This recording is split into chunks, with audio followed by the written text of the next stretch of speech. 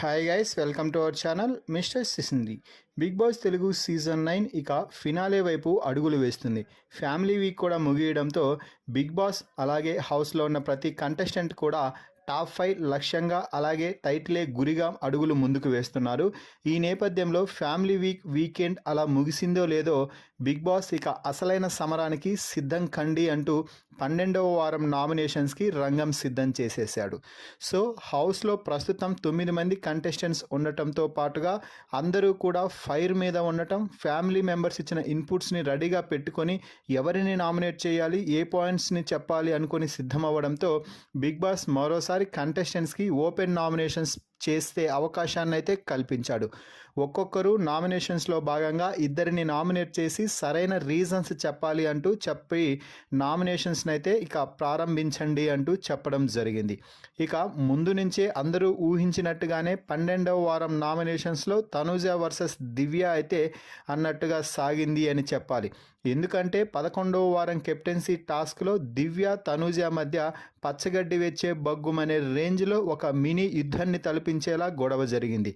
ఆపకపోయింటే దివ్య తనూజపై పడి కొట్టేదా ఏమైనా అని అనిపించేంతలా గొడవ జరగటంతో నో ఎలిమినేషన్ పెట్టి మరీ దివ్యని బిగ్ బాస్ ఈ వారం అంటే 11వ వారం ఎలిమినేషన్ నుంచి సేవ్ చేశాడు.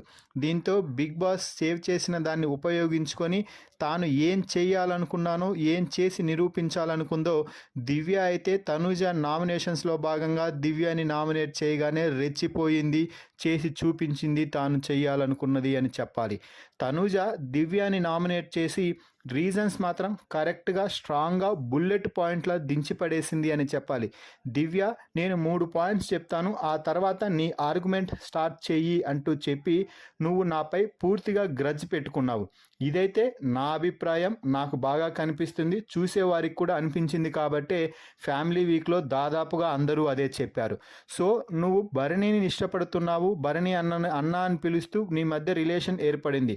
కానీ ఆయన ఎవరితో మాట్లాడితే నీకేంటి, నీతో మాట్లాడుతున్నాడా లేదా అని చూసుకోవాలి. అలా కాకుండా ఆయన ఎవరితో మాట్లాడినా ఓకే, నాతో మాట్లాడితే చాలు నీ ముఖం మలమల మాడిపోతుంది. అది అందరూ గమనించారు. నాగార్జున సారే డైరెక్ట్గా చెప్పారు, ఆపవమ్మ నీ సోది, నీ ముఖంలో అది కనిపిస్తుందిలే, ఎందుకు ఇప్పుడు తటపటాయించడం అంటూ. సో కాబట్టి అది తగ్గించుకుంటే నీకు నీ ఆటకి చాలా మంచిది అంటూ సలహా ఇచ్చింది. ఇక ఆ తర్వాత నువ్వు అనవసర విషయాన్ని కూడా ల్యాక్ చేసి అవతల వాళ్ళు మాటలు అనేసి ఆ తర్వాత నువ్వు మాటలు అనడానికి సిద్ధపడతావు. కాబట్టి ఎక్కువ డ్రాగ్ చేయకుండా సరైన పాయింట్ చెప్పి వెళ్ళిపోతే టార్గెట్ చేయకుండా గేమ్లో అందరికీ బాగుంటుంది. సో నేను ఈ 3 పాయింట్లు చెప్పాలనుకుంటున్నాను. నీకు ఇంకొక అవకాశం వచ్చింది కదా, ఆ అవకాశాన్ని సద్వినియోగం చేసుకొని మంచిగా గేమ్ ఆడుకో. నీ గేమ్పై ఫోకస్ పెట్టి నువ్వు ఆడుకుంటే మంచిది, వేరే వాళ్ళపైన ఫోకస్ చేయాల్సిన అవసరం లేదు.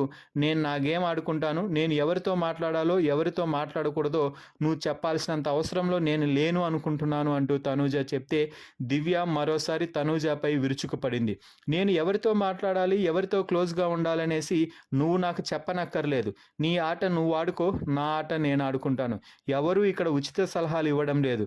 నువ్వే ఒక మనిషిని కావాలని మన ఇద్దరిలోకి లాగి మరీ డ్రాగ్ చేసి అతన్ని బ్యాట్ చేస్తున్నావు, అతని ద్వారా నన్ను బ్యాట్ చేయడానికి ప్రయత్నం చేస్తున్నావు. ఇదంతా చూస్తుంటే ఇది నువ్వు కావాలనే ఇలా చేస్తున్నట్టు నాకు ఇప్పటికీ అనిపిస్తుంది. ఇదే నిజం. నీ ఒరిజినాలిటీ ఏంటో ఆల్రెడీ బయటపడిపోయింది. ఇక నువ్వు అధపాతాళానికి పోవడం మాత్రమే మిగిలింది అంటూ దివ్య తనూజపై రెచ్చిపోయింది. సో మొత్తంగా అయితే తనూజ దివ్యాలని ఏ రేంజ్లో అయితే గొడవ పడతారని బిగ్ బాస్ ఊహించి దివ్య ఎలిమినేషన్ ఆపాడో అదే నిజం అయ్యి దివ్య తనూజపై మరోసారి రెచ్చిపోయింది 12వ వారం నామినేషన్స్లో భాగంగా. మరి ఈ వీడియోలో ఎవరు కరెక్ట్ ఎవరు తప్పు అన్నది కామెంట్స్ రూపంలో తెలియజేయండి. మరిన్ని బిగ్ బాస్ లైవ్ అప్డేట్స్ కోసం మన ఛానల్ని చూస్తూ ఉండండి. అలాగే ఈ సీజన్ విన్నర్గా ఎవరిని చూడాలనుకుంటున్నారో వారి పేరును కూడా కామెంట్స్ రూపంలో తెలపండి. Please subscribe our YouTube channel Mr సిసింద్రి.